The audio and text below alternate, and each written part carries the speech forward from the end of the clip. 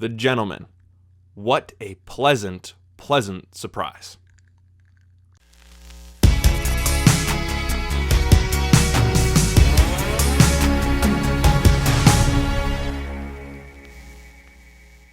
That was my terrible attempt at looking cool. My name is Brandon, aka the BrandoCritic, and on this channel it's my job to point you in the direction of movies worth checking out. So if that interests you, definitely hit like and subscribe. And today we're discussing if The Gentleman is worth a watch. Now, if you couldn't tell from that intro, I really enjoyed this movie. Now, I'm gonna be honest, seeing that this movie was coming out in January, and then seeing the trailer, I'm like, I don't have that much interest in seeing it. But then I saw some good reviews, and then I thought, sure, let's give this film a try. I really, really enjoyed it. A lot more than I thought I would. And I'm gonna be honest with you guys, I haven't seen that many Guy Ritchie films, and the British Gangster film is a genre that I haven't really dived into that much. I've seen Layer Cake, and I've heard of like the big movies that I need to see. Brandon, you gotta see Lock, Stock, and Two Smoking Barrels, Snatch, Gangster #1, movies like that.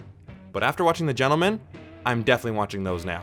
Like, I cannot wait to watch more movies like this because what a great movie this is. So while I haven't seen that many British gangster movies, I have seen quite enough of the American gangster film genre to kind of know what the genre is about.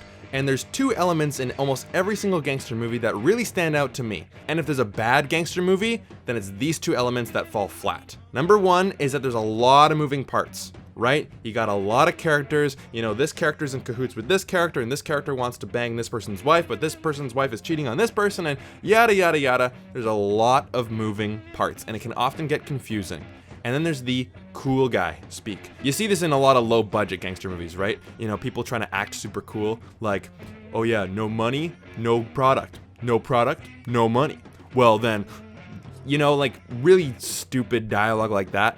And I'm not gonna lie to you guys, as soon as The Gentleman started, I thought, oh no, we're gonna be going into one of these types of movies, right? Right off the bat, we have Hugh Grant talking about all the different characters in this movie and what their wants and motivations are, and there's a lot of different moving parts, and he just tells it to you right away, and you're like, okay, wow, if this movie is gonna be like this throughout the entire thing, then it's going to be very, very hard to follow. And then of course you have the cool guy speak, right? And you see it in the trailer. You have Matthew McConaughey going, when the lion's hungry, he eats.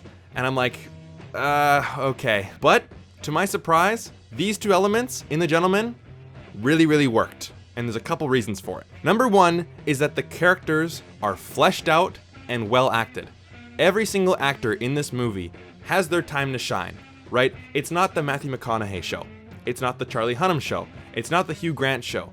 Every single character has their moment to shine. I understood who the characters were, what they wanted, what their motivation was, what their backstory was, what the relationship was between all the characters. That's because all these characters are well acted. They're fleshed out. We like them. Our protagonists. We like our protagonists. We hate our villains. We want our protagonists to succeed. And yes, there are quite a few moving parts, right? This character is in cahoots with this character, but this character doesn't know that this character is really trying to backstab this character and this character. There are a lot of moving parts, but it's actually very easy to follow, which brings me in my second point, is that this story is actually quite easy to follow because of a narrative technique that Guy Ritchie brings in. And you see it in the trailer, right? You have Hugh Grant talking to Charlie Hunnam about the story, right? And so while, yes, you have all these moving parts, you have this character wants this thing, but this thing is owned by this character. And yes, for some people, it may get confusing. But with this narrative technique of just one character talking to another character about these things, it really streamlines it and makes it a lot easier to follow. The third thing is that this film threw me for some loops. And again, I haven't seen that many British gangster films. But with American gangster films, you start to understand the twists and turns that are gonna come your way. But what I like about this film is that it takes those twists and twists them even more. And they don't feel like they're simply defying your expectations, the whole Rian Johnson Star Wars The Last Jedi thing. It feels in service of the story. And I honestly did not see some of them coming. Where you're like, okay, I could see that twist coming. Oh, I didn't see that coming. Okay, now I'm really interested. Oh, I didn't see that coming either. Okay, now all these twists get you more and more invested into the story, and I just didn't want it to stop. And lastly, number 4 is that this film is hilarious. Props for Guy Ritchie for telling this story about, drug dealing and killing and the mob, and yet having it extremely funny as well. You know, my entire theater was laughing out loud many times, and the one big component of that is Colin Farrell. Man, this guy knocks it out of the park. He's not in the movie for very long, but every single moment he's on screen, we're just cracking up. That Irish wit is just infectious. But it's not just him. Every single character has their moment to shine in the serious drama part of the movie, but they also get their comedic moments as well. And they don't feel like they clash. The mobster storyline and the comedic tone, they don't clash. They blend extremely well together. Guy Ritchie, you did a hell of a job creating this movie, and as for a final rating, I'm giving it a 4 out of 5. I really enjoyed this movie, and I cannot wait to see more of Guy Ritchie's work, more British gangster films, and that's my question to you guys.